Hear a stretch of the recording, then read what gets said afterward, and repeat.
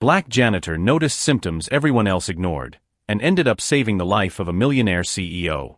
The executive elevator at Manhattan Business Tower had never stopped on the 25th floor at 3 in the morning.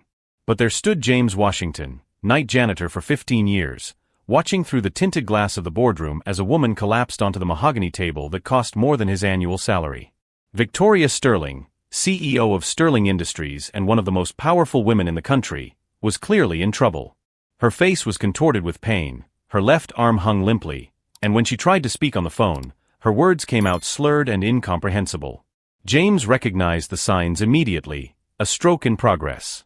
At 52, James had learned medicine the hard way. His wife Dorothy had been a nurse specializing in neurology for 20 years before she died in an accident 5 years ago. During their decades of marriage, she had turned every dinner into an emergency medicine class, insisting that medical knowledge saved lives regardless of who you were. James hesitated for a second. He was the invisible janitor who cleaned the offices after the executives left. Victoria Sterling was the woman whose face graced business magazines, who moved billions with a simple email. Their worlds never crossed, except when she occasionally ignored him completely in rare hallway encounters.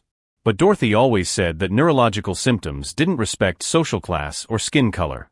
James opened the conference room door. "Ms. Sterling, you're having a stroke. Don't try to talk, just listen to me." His voice carried the calm authority of someone who had watched Dorothy guide families through medical crises for 2 decades. Victoria tried to protest, but the words came out even more garbled. Panic began to take hold of her eyes when she realized that something was terribly wrong. James was already dialing 911 as he positioned Victoria to prevent further neurological damage. Ambulance to the Manhattan Tower, 25th floor. Female patient, mid-40s, presenting with classic stroke symptoms: facial paralysis, weakness in left arm, slurred speech. Symptoms began approximately 5 minutes ago. The 911 operator was surprised by the medical accuracy of someone who identified himself as a janitor. But James continued to provide clinical information with the ease of a healthcare professional. When the paramedics arrived, they found Victoria stabilized in the correct position, with James providing a detailed account of her symptoms and progression. One of the paramedics whispered to his colleague, "This guy knows more about neurology than half the nurses I know." At the hospital, while Victoria received the treatment that would save her life, James returned to work as if nothing had happened. After all, he was just the night janitor, the invisible man who kept the building running while the powerful slept in their mansions. What James didn't know was that this night would change his life in ways even Dorothy couldn't have predicted. And what Victoria Sterling would discover about prejudice, medicine, and the true definition of competence would rewrite everything she thought she knew about human value. If you're following this story of how knowledge can break down barriers that money builds, don't forget to subscribe to the channel to find out how a simple act of humanity would expose a conspiracy that threatened not only Victoria's life, but the entire power structure she represented. The next morning, James arrived at work expecting life to return to normal. But he found an unpleasant surprise waiting for him in the employee locker room, a formal warning note on his locker. Inappropriate use of the executive elevator during work hours. Unauthorized access to corporate facilities after hours. The signature belonged to Wilson Carter, security manager and the kind of man who measured his own worth by his power to make other people's lives miserable. James folded the paper calmly. 15 years of impeccable work, never a complaint, and now he was being punished for saving the CEO's life. The irony was not lost on him. In the corporate world, even doing the right thing could be turned into a crime when you were the wrong man doing it. What really bothered James wasn't the warning itself, but the timing. How did Carter find out about the previous night's events so quickly? The hospital maintained medical confidentiality, and the paramedics had no reason to report details to the company. Someone was watching Victoria Sterling's movements very closely. During the morning shift, James discreetly observed the movement on the 25th floor. Dr. Patterson, Victoria's personal physician, arrived 2 hours later than usual with an expression that mixed irritation and what looked like genuine panic. Through the glass doors, James saw a heated discussion between the doctor and Wilson Carter. Dorothy's memory came back to her like a blow. "Jammy," she used to say when they reviewed complex cases over dinner. When neurological symptoms appear suddenly in stressed executives, the first question should never be why now, but rather who benefits if this person can no longer work. James had assumed that Victoria's stroke was the result of stress and corporate pressure. But the tense conversation between Carter and Dr. Patterson planted a seed of doubt that Dorothy would have recognized immediately.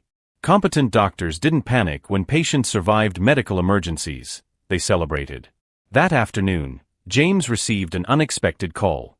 Victoria Sterling wanted to see him in her office. When he arrived on the 25th floor, he found the CEO looking much better, but with an inquiring look that had not been present the night before. James, correct. Victoria gestured for him to sit in the chair across from her desk. I want to thank you personally for what you did last night. The doctors said your quick action saved my life. I only did what any decent person would do, Ms. Sterling. Victoria studied his face with growing interest. The paramedics were impressed with your medical knowledge. Where did you learn about neurological symptoms? James hesitated. Talking about Dorothy always hurt, but there was something in Victoria's expression that suggested the question wasn't just polite. My wife was a nurse specializing in neurology. 20 years at Chicago General Hospital. She taught me how to recognize emergency signs. She died in an accident 5 years ago. Victoria's expression softened genuinely. I'm sorry for your loss. She paused, as if weighing her next words carefully. James, can I ask you a strange question?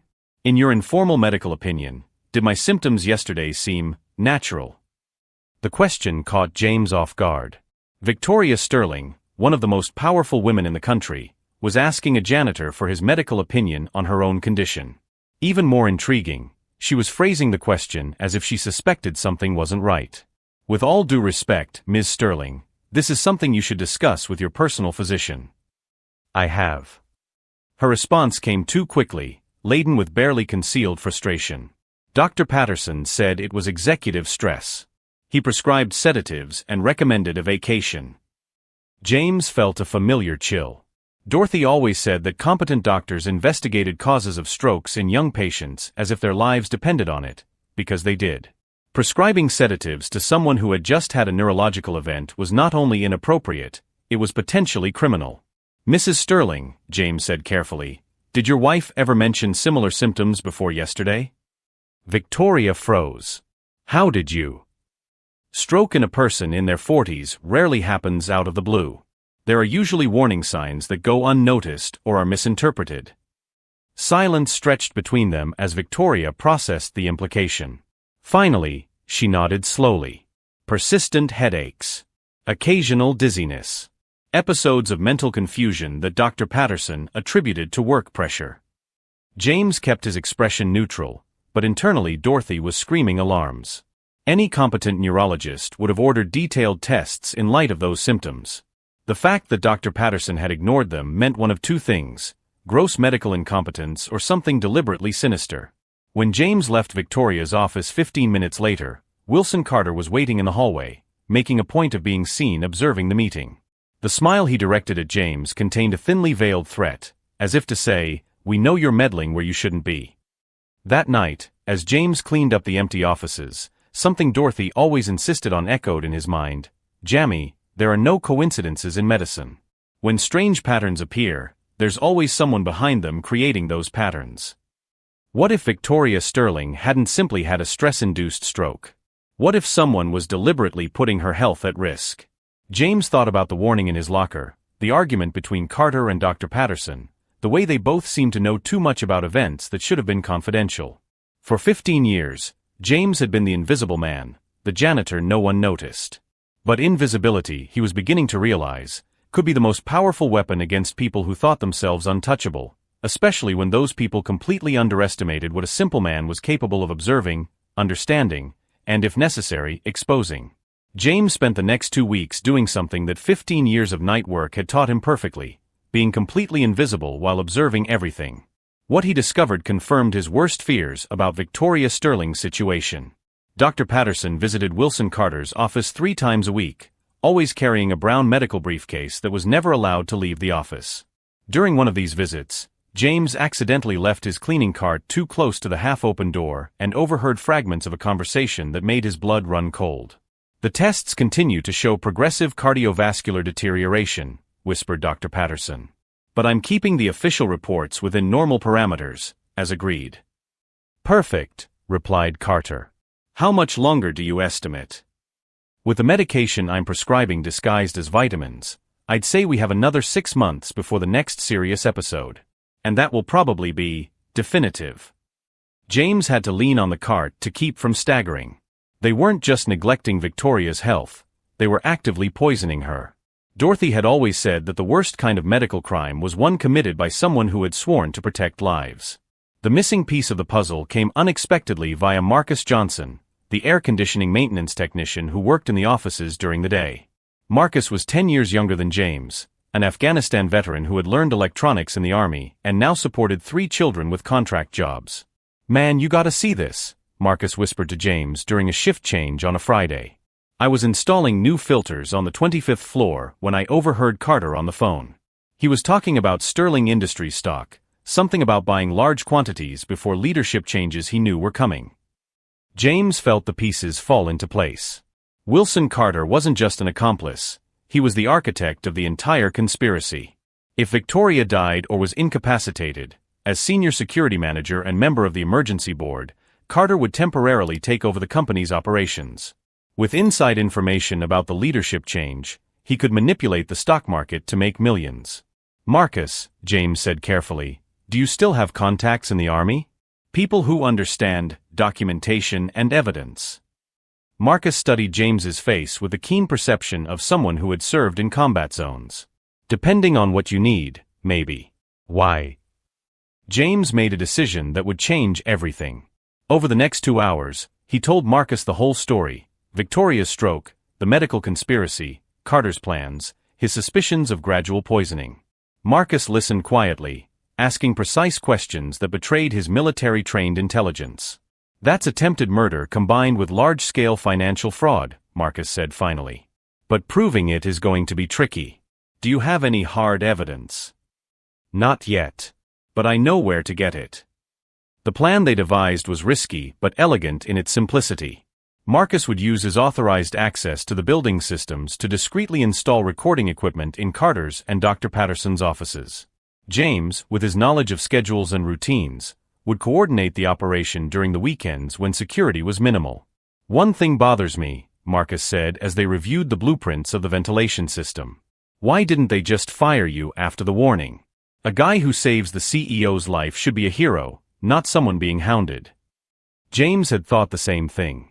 Why fire the hero right after he saves the boss? Better to keep the janitor invisible, where they can keep an eye on him. "They think I'm just an ignorant employee who got lucky recognizing the symptoms of a stroke." Carter and Dr. Patterson's arrogance was impressive. During their conversations, which James was able to partially overhear, they spoke openly about him as the lucky janitor who wasn't educated enough to understand what had really happened. They even laughed about how James had gotten himself into something he shouldn't have, but was too smart to keep causing trouble. They couldn't have been more wrong. The first test of the plan took place on a Monday night. While James meticulously cleaned the 25th floor, Marcus worked silently in the ventilation ducts, installing microphones and microscopic cameras in the target offices. Marcus's military operation was impressive. In 45 minutes, he had established a surveillance network that a private detective would have taken weeks to set up. "Ready," Marcus said through the discreet communicator they had purchased. "Now we just wait for them to hang themselves with their own words." They didn't have to wait long. The following Wednesday, Carter and Dr. Patterson had a meeting that was recorded in its entirety. The content was even worse than James had imagined. Not only did they confirm Victoria's gradual poisoning, but they discussed in detail how to increase the dosage to speed up the process. "The press will love this story," Carter laughed. "Young, successful CEO, tragically killed by executive stress. It will cause a national uproar about mental health in the corporate environment. Perfect smokescreen for the leadership transition." James listened to the recording 3 times, each playback increasing his determination. Dorothy always said that knowledge without action was complicity. It was time to act. What Carter and Dr. Patterson didn't know was that his words had just signed his own death warrant. And the ignorant janitor they had underestimated was about to prove that true intelligence didn't come from degrees or social status, but from a combination of knowledge, determination, and the most dangerous weapon of all, the absolute certainty of being on the right side of justice. As he meticulously organized the evidence that would destroy them both, James smiled for the first time in weeks. Dorothy would be proud. Not only had he saved a life, but he was about to expose a conspiracy that would shock the corporate world. The medicine she had taught him was being used not only to heal, but to deliver justice in a way no court could ignore. The following Wednesday would be remembered as the day arrogance met its final price. James arrived at work carrying something Carter and Dr. Patterson would never suspect: 3 flash drives containing 92 hours of recordings, 15 scanned fake medical documents, and financial evidence that a former military accountant had methodically compiled. Marcus had done more than install surveillance equipment. His army contacts included financial crime experts who had analyzed Carter's stock buying patterns with the precision of a military intelligence operation. The result was devastating: 341 suspicious transactions, all timed perfectly with Victoria's medical episodes. But James had a plan that went beyond simply handing the evidence over to the authorities. Carter and Dr. Patterson needed to understand that they had underestimated the wrong man, in the most humiliating way possible. The first phase began during the monthly Sterling Industries Executive Board meeting. Victoria, still recovering and taking the vitamins prescribed by Dr. Patterson, presided over the table as 15 executives discussed quarterly reports. Carter occupied his usual position to her right, radiating the confidence of someone who believed he held the future in his hands. James entered the conference room with his cleaning cart, as he had done hundreds of times before. But this time, as he discreetly emptied the trash cans, he left a sealed envelope on Victoria's stack of documents. When she opened it, she found a single typed line: "The vitamins you're taking aren't vitamins. Check the bottle. Someone who cares." Victoria's expression changed subtly, but Carter was too busy presenting financial projections to notice. James watched from afar as she surreptitiously examined the bottle of supplements she always carried in her purse. 15 years of being invisible had taught him to read facial expressions with surgical precision. Victoria had just realized that something was fundamentally wrong. The second phase came 2 hours later, when Dr. Patterson arrived for his weekly routine consultation with Victoria. He couldn't have known that James had installed a directional microphone in the office lamp, or that Marcus was recording everything from a van parked across the street. "How are your stress symptoms, Victoria?" Dr. Patterson asked with the false solicitude James had learned to despise. "Have you been taking your supplements as directed?" "Religiously," Victoria replied, but her voice carried a note of suspicion that made the doctor shift uncomfortably in his chair. "Actually, doctor, I'm considering a second medical opinion. Just to make sure we're getting the best treatment possible." James saw panic flash across Dr. Patterson's face through the microscopic camera Marcus had installed. "That's completely unnecessary, Victoria. Your tests show steady improvement.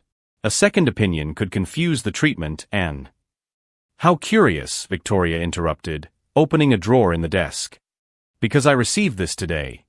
She produced the envelope James had left, along with a bottle of supplements. "Someone suggests that these are not vitamins.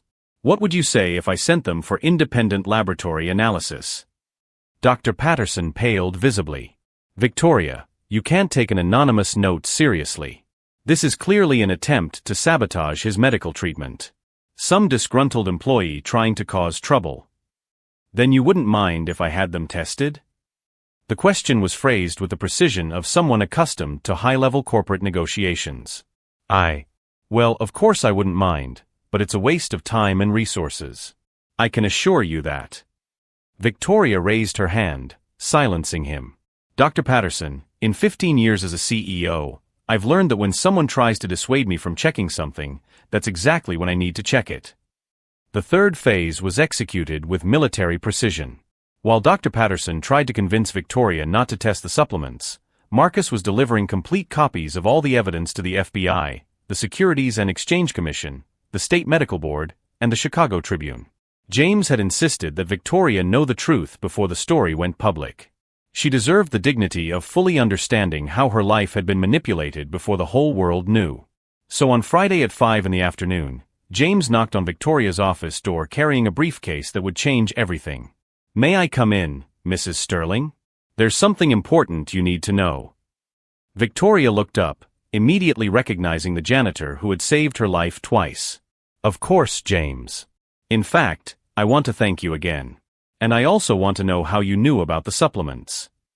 James placed the briefcase on the desk with solemn ceremony. Ms. Sterling, what I'm about to show you will shock you. But you need to know before the press publishes the story tomorrow morning. Over the next 45 minutes, James methodically presented each piece of evidence. The recordings of Carter and Dr. Patterson discussing the gradual poisoning. The falsified medical documents. The financial transactions proving that Carter had been manipulating the stock market based on her planned deterioration in health. Victoria listened in growing silence, her expression shifting from surprise to horror and finally to a cold anger that James recognized as the controlled fury of someone accustomed to wielding power. "They thought I was just an ignorant janitor," James said when he finished. "Someone who had been lucky enough to recognize the symptoms of a stroke but wasn't educated enough to understand what was really going on." "And you figured it all out," Victoria murmured, studying the evidence with the attention she would have devoted to a billion-dollar corporate merger. "James, you saved my life 3 times. Twice from medical emergencies and once from a conspiracy." What happened next exceeded even James's expectations for revenge. Victoria Sterling wasn't just a successful CEO, she was a corporate strategist who had built an empire dealing with people who tried to betray her. On Saturday morning, when Carter arrived at the office for an emergency meeting Victoria had called, he found not only her waiting, but also FBI agents, representatives from the Securities and Exchange Commission, and an investigator from the State Medical Board.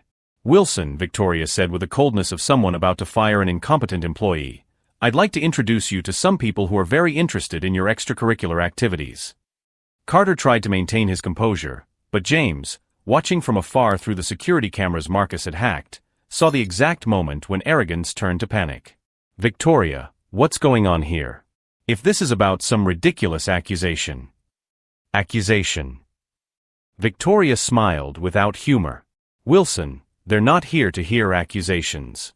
They're here to make arrests based on solid evidence of attempted murder, financial fraud, and market manipulation." Special Agent Martinez began reading Carter his rights as he protested his innocence with the desperation of someone who finally realized his game was up. Dr. Patterson was arrested simultaneously at his office, handcuffs being placed on him as he tried to delete files from his computer. The fourth and final phase was the most satisfying. On Monday, the Chicago Tribune published the full story on its front page. Janitor hero exposes plot to murder millionaire CEO. James' narrative, a working-class black man using medical knowledge inherited from his wife to save the life of a white female executive, then exposing a complex corporate conspiracy, captured the national imagination. But the real coup de grace came when Victoria called a press conference. In front of dozens of cameras, she not only validated every detail of James' story, but announced his immediate promotion to Director of Corporate Safety and Integrity at Sterling Industries, with a salary of $200,000 a year. "James Washington," she said to the cameras, "has proven that competence, integrity, and intelligence don't depend on degrees or social status. They depend on character. And he has character in spades." Carter and Dr. Patterson watched the press conference from prison, realizing that they had been defeated not only legally, but publicly humiliated by the ignorant janitor they thought they could manipulate indefinitely. The final irony was perfect. While Carter faced 25 years in prison for attempted murder and financial fraud, and Dr. Patterson lost his medical license and faced 15 years in jail, James was being celebrated nationally as a hero who proved that true intelligence comes from a heart, not social status. Dorothy would have been proud. His medical knowledge had not only saved lives, but had exposed corruption that could have destroyed many others. And the man she had loved was finally getting the recognition he had always deserved, proving that sometimes justice not only triumphs, it does so in spectacularly satisfying fashion. 6 months later, James Washington sat in his new office on the 26th floor of Sterling Industries, with a panoramic view of Chicago and a sign on his door that read Director of Security and Corporate Integrity. The man who had once been considered nothing more than an invisible janitor now led a team of 15 investigators specializing in detecting corporate fraud. The irony was delicious. The same building where he had pushed cleaning carts for 15 years now welcomed him as an executive, with his own desk and a $2 million budget to implement security protocols that other companies were studying as a model. Marcus Johnson, promoted to electronic security coordinator, entered the office carrying reports on the new monitoring system they had developed. "Man, I still can't believe we're here," he said, looking at the glass towers through the window. "Remember when you used to clean these rooms?" "I remember every corner of this building," James smiled, signing approvals for the scholarship program Victoria had created in memory of Dorothy Washington. The difference is that now I can change things from the inside. The Dorothy Washington program offered full medical scholarships to low-income students, with a special focus on neurology and emergency medicine. It had already benefited 120 young people in 2 years, many of them the children of janitors, security guards, and laborers who never dreamed their children could become doctors. Meanwhile, Wilson Carter was serving his 25-year sentence in a federal prison in Illinois, where he quickly discovered that his corporate arrogance impressed no one. His assets had been confiscated to compensate the victims of his stock market manipulations, leaving him dependent on public legal aid, the very same he had despised when he was in a position of power. Dr. Patterson, discredited and permanently stripped of his medical license, worked as a medical equipment salesman, earning a tenth of what he had made as a doctor. His reputation was so ruined that no hospital in the country would hire him, even for administrative duties. The medical community had banded together to ensure that he never again put lives at risk. Victoria Sterling transformed Sterling Industries into a national benchmark for corporate integrity. Under her renewed leadership, the company implemented independent medical protocols for all executives, anonymous reporting systems, and strict anti-discrimination policies. The stock price had tripled in 2 years, proving that ethics and profit could go hand in hand. "James," Victoria said, walking into the office for their weekly meeting, "I just got a call from the White House. They want you to testify before Congress about corporate medical reform." James nodded, accustomed to the national recognition his story had generated. Books had been written about the case, documentaries produced, and medical schools used his story to teach about the importance of clinical observation independent of credentials. The most gratifying thing, however, were the letters. Hundreds of ordinary workers wrote telling how James's story had inspired them to trust their own knowledge, to speak out against injustice, to believe that competence did not depend on social position. "You know what Dorothy would say about all this?" James asked, looking at her photo on his desk, now in a silver frame instead of the simple photo holder he had carried around for years. "That medicine saved more than a life," Victoria replied. "It saved the truth."